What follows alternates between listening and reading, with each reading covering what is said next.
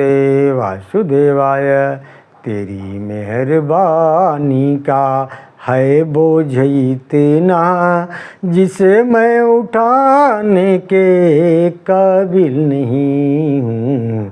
तेरी मेहरबानी का है बोझ इतना, जिसे मैं उठाने के काबिल नहीं हूँ।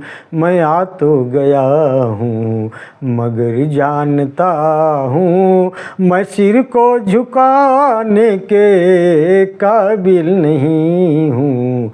तेरी मेहरबानी का है बोझ इतना, जिसे मैं उठाने के काबिल नहीं हूँ। ये माना कि दाता हो तुम कुल जहाँ के, मगर कैसे झोली फैलाऊँ मैं आके। जो पहले दिया है वो कुछ कम नहीं है, उसी को उठाने के काबिल नहीं हूँ। तेरी मेहरबानी का है बोझ इतना, जिसे मैं उठाने के काबिल नहीं हूँ। तुम्ही ने अदा की मुझे जिंदगानी, तेरी महिमा फिर भी तो मैंने न जानी। कर्जदार तेरी दया का हूँ इतना, जिसे मैं चुकाने के काबिल नहीं हूँ। तेरी मेहरबानी का है बोझ इतना, जिसे मैं उठाने के काबिल नहीं हूँ। जमाने की चाहत में खुद को मिटाया, तेरा नाम हरगिज़ जुबां पे न आया। गुनहगार हूँ मैं, सजावार हूँ मैं, तुम्हें मुँह दिखाने के काबिल नहीं हूँ। तेरी मेहरबानी का है बोझ इतना, जिसे मैं उठाने के काबिल नहीं हूँ। यही मांगता हूँ कि सिर को झुका लूँ, तेरी दीद एक बार जी भर के पालूँ। सिवा दिल के टुकड़े के ऐ मेरे मालिक, मैं कुछ भी चढ़ाने के काबिल नहीं हूँ। तेरी मेहरबानी का है बोझ इतना, जिसे मैं उठाने के काबिल नहीं हूँ। तेरी मेहरबानी का। भगवते वासुदेवाय। सज्जनों, अब इस अध्याय में भगवान परशुराम के अवतार की कथा है। सीधा चलते हैं कथा की तरफ। मार्कंडेय जी बोले, हे राजन, अब मैं भगवान विष्णु के जमदग्न परशुराम अवतार का वर्णन करता हूँ, जिसने पूर्व काल में क्षत्रिय वंश का विध्वंस किया था। उसका प्रसंग सुनो। हे नरेश्वर, पहले की बात है, क्षीर सागर के तट पर देवताओं और महाभाग ऋषियों ने भगवान विष्णु की स्तुति की। इससे वे जमदग्नि मुनि के पुत्र के रूप में अवतीर्ण हुए।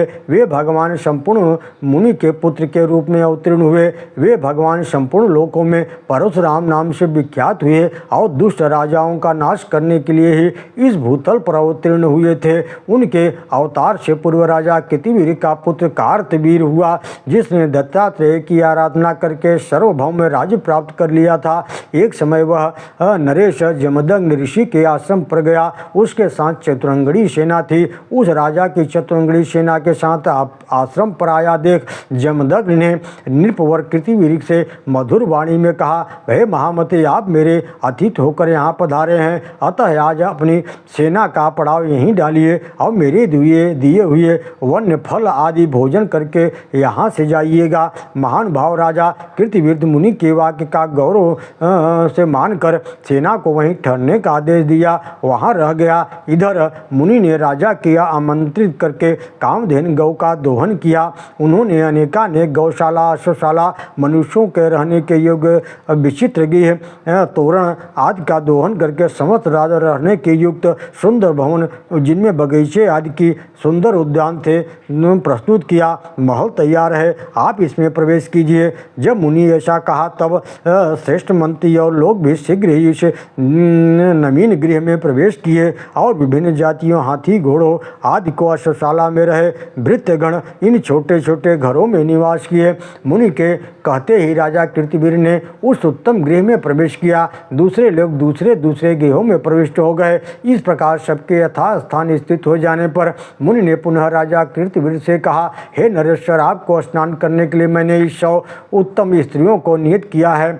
स्वर्ग में देवराज इंद्र अप्सराओं के नृत्य गीत सुनते हुए स्नान करते हैं, उसी प्रकार आप इन स्त्रियों के नृत्य गीत से आनंदित हो इच्छानुसार स्नान कीजिए।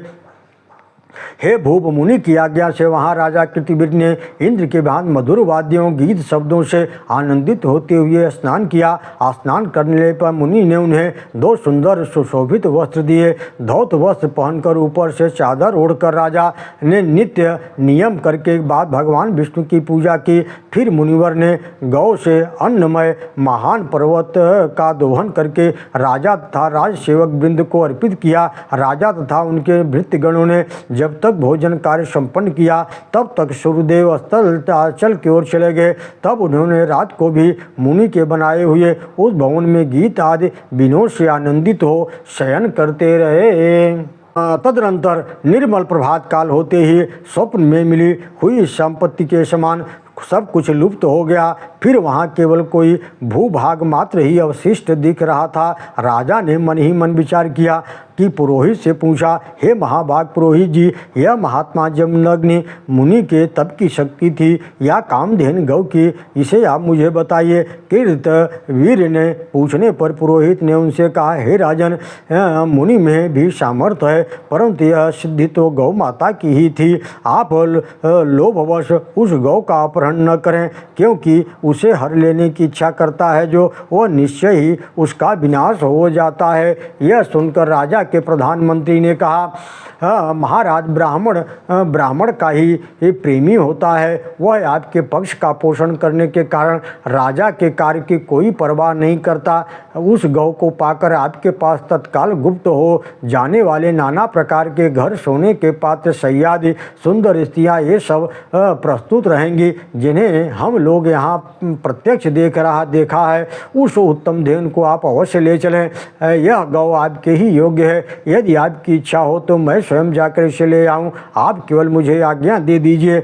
नृपवर मंत्री के इस प्रकार कहने पर राजा ने बहुत अच्छा कहकर अनुमति दे दिया। फिर राजमंत्री आश्रम पर जाकर गौ का अपहरण करने लगा। जब जमदग्नि मुनि ने उसे सब ओर से मना किया तो किंतु उसकी बात न मानते हुए कहा, महान बुद्धिमान ब्राह्मण, यह गौ राजा के योग्य है, अतः इसे राजा को ही दे दीजिएगा। आप तो साग फल खाने वाले हैं, आपको इस गाय से क्या काम है। यूँ कहकर मंत्री गौ को बलपूर्वक ले जाने लगा। तब मुनि ने स्त्री सहित आकर उसे पुनः रोका। इस पर दुष्ट आत्मा ब्रह्म हत्यारे मंत्री ने उस मुनि का वध करके गौ को ज्यों ही ले जाना चाहा, ते ही वह दिव्य गौ आकाश मार्ग से चली गई और राजा मन ही मन क्षुब्ध होकर महिष्मती नगरी को लौट आया। उस समय मुनि की पत्नी दुख से पीड़ित होकर के विलाप करने लगी। प्राण त्यागने की इच्छा से अपनी कुक्ष उदर में उसने 21 बार मुक्का मारा था। माता का विलाप सुनकर परशुराम जी वन से फल फूल लेकर हाथ में कुल्हाड़ी लिए उसी समय आ पहुँचे और माता से बोले, हे माँ, इस प्रकार छाती पीटने की क्या आवश्यकता नहीं है। मैं सब कुछ शकुन से जान गया हूँ। उस दुष्ट मंत्री वाले दुराचारी राजा अर्जुन का मैं अवश्य वध कर डालूंगा। हे मातः, क्योंकि तुमने अपनी कुक्ष में, अपने पेट में, उदर में 21 बार प्रहार किया है, इसलिए मैं इस भूमंडल के क्षत्रियों का 21 बार संहार कर डालूंगा। इस प्रकार प्रतिज्ञा करके फरसा लेकर के वहाँ से चल दिए और परशुराम महिष्मतीपुरी में जाकर उन्होंने राजा कीर्तिवीर अर्जुन को ललकारा। तब वह अनेक अक्षौणी सेना लेकर युद्ध के लिए चला आया। वहाँ उन दोनों में भयानक रोमांचकारी युद्ध हुआ जो सैकड़ों अस्त्र शस्त्रों प्रहार से व्याप्त कर देने वाला था। उस समय परशुराम जी ने अपने में अचिंत रूप स्वरूप ज्योतिर्मय कारण मूर्ति भगवान विष्णु की भावना करके महान बल और पराक्रम से संपन्न हो गए। उन्होंने परम आश्चर्यमय पौरुष प्रकट करते हुए कीर्तिवीर की असंख्य क्षत्रियों से युक्त संपूर्ण सेना को मारकर भूमि पर गिरा दिया। रोष में भरकर कार्तिवीर की समस्त भुजाएं काट डाली। उसके बाहुबन का उच्छेद हो जाने पर भृगुनंदन परशुराम ने उसका मस्तक भी धड़ से अलग कर दिया। इस प्रकार वह चक्रवर्ती राजा कीर्तिवीर श्री भगवान विष्णु के हाथ से वध को प्राप्त होकर दिव्य रूप धारण करके श्री संपन्न एवं दिव्य चंदनों से अनुलोपित होकर के दिव्य विमान पर आरूढ़ हो विष्णु धाम को प्राप्त हुआ। फिर महान बल और पराक्रम वाले परशुराम जी ने भी इस पृथ्वी के क्षत्रियों का 21 बार संहार किया। इस प्रकार क्षत्रियों का वध करके उन्होंने भूमि का भार उतारा और संपूर्ण पृथ्वी महात्मा कश्यप जी को दान कर दी। इस प्रकार मैंने तुमसे यह जमदग्नि परशुराम नामक अवतार का वर्णन किया। जो भक्तिपूर्वक इसका श्रवण करता है वह सर्व पापों से मुक्त हो जाता है। इस तरह पृथ्वी पर अवतीर्ण होने के बाद भी ये साक्षात भगवान विष्णु स्वरूप परशुराम जी 21 बार क्षत्रियों को मारकर क्षत्रिय तेज को छिन्न भिन्न करके आज भी महेंद्र पर्वत पर विराजमान रहते हैं। ओम नमो भगवते वासुदेवाय।